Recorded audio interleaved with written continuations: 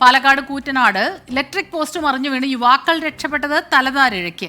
Lorry പോസ്റ്റിൽ ഇടിച്ചു. അതിനെ തുടർന്നുണ്ടായ ഗതാഗത കുരുക്കിനിടെ മറ്റൊരു ലോറിയുടെ മേൽഭാഗം സർവീസ് വയറിൽ തട്ടുകയായിരുന്നു. അപകടത്തിന്റെ ദൃശ്യങ്ങൾ 24-ന് ലഭിച്ചിട്ടുണ്ട്. ആ ദൃശ്യങ്ങളിലേക്ക്.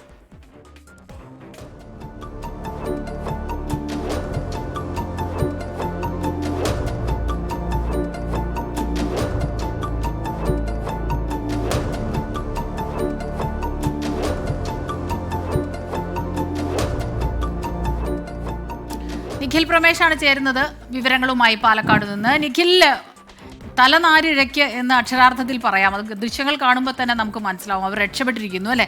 എങ്ങനെയാണ് ഈ അപകടം ഉണ്ടായതെന്ന് കൂടുതൽ വിശദമായി പറയാമോ? തീർച്ചയായിട്ടും സ്മിത പറഞ്ഞതുപോലെ തന്നെ തലനാരിഴയ്ക്ക് തന്നെയാണ് യുവാക്കൾ രക്ഷപ്പെടുന്നത്.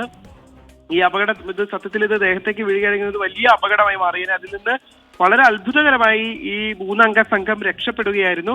കഴിഞ്ഞ ദിവസം ഉച്ചയ്ക്ക് 1:30 കൂടിയിട്ടാണ് ഈ അപകടം ഉണ്ടാകുന്നത്. പാലക്കാട് കൂറ്റനാട് വെച്ചാണ് ഈ സംഭവം. ഇലക്ട്രിക് പോസ്റ്റ് മറിഞ്ഞു വീണാണ് അപകടമുണ്ടായത്. പട്ടാമ്പി കൂറ്റനാട് പാതയോരത്ത് വെച്ച് ഒരു ലോറി പോസ്റ്റിലിടിച്ചതിനെ തുടർന്നുണ്ടായ ഗതാഗത കുരുക്കിനിടെ മറ്റൊരു ലോറിയുടെ മേൽഭാഗം സർവീസ് വയറിൽ തട്ടുകയായിരുന്നു. സർവീസ് വയറിൽ തട്ടിയതിനെ തുടർന്ന് ഇത് ടൈറ്റ് ആവുകയും ഇത് യുവാക്കളുടെ മേലേക്ക് മറിഞ്ഞു വീഴുകയുമായിരുന്നു.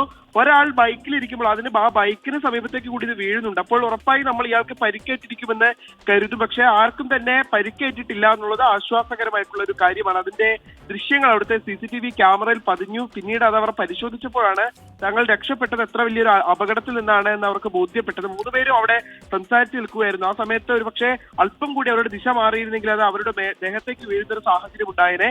എന്തായാലും അത്ഭുതകരമായി രക്ഷപ്പെട്ടതിന്റെ സന്തോഷത്തിലാണ് ആ യുവാക്കൾ. എന്നാലും ആ അപകടത്തിന്റെ ദൃശ്യം കാണുമ്പോൾ ഇപ്പോഴും വലിയ അത്ഭുതവും ആശങ്കയുമാണ് അവർക്ക് അനുഭവപ്പെടുന്നത്. സ്മിത, യെസ്, നിഖിൽ പ്രമേശാണ് വിവരങ്ങൾ നൽകിയത്. നിഖിൽ പറഞ്ഞതുപോലെ തന്നെയാണ് അതല്ലേ, ആ ദൃശ്യങ്ങൾ കാണുമ്പോൾ അറിയാം ഒന്നും സംഭവിച്ചില്ല അവർക്ക്. അത് ആശ്വാസമാകുന്നു.